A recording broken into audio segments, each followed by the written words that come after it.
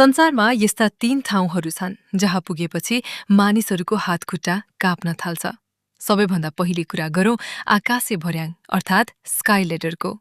यो कुनै साधारण भर्याङ होइन, बरु यस्तो उचाइसम्म पुग्छ जहाँबाट तल हेर्ने हिम्मत सबैमा हुँदैन।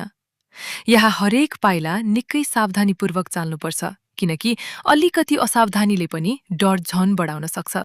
दोस्रो ठाउँ हो विशाल झुला अर्थात् जायन्ट स्विङ।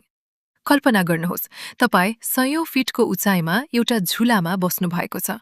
तपाईको अगाडि बादल र तल गहिरो खोज छ।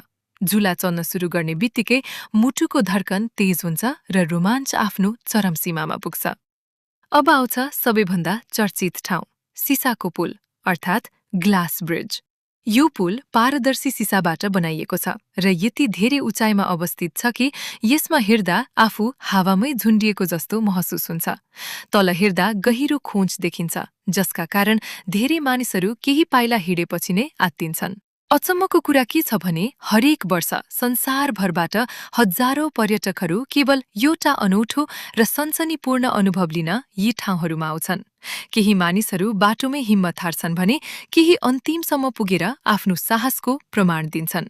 अब प्रश्न यो छ, यी 3 मध्ये तपाई सबैभन्दा पहिले कुन ठाउँमा जान चाहनुहुन्छ? कमेन्टमा अवश्य लेख्नुहोला। साथै यस्तै संसारका सत्य तथ्य हजुरहरूलाई हेर्न मन लाग्छ भने हाम्रो पेजलाई फलो गर्न नबिर्सिनुहोला।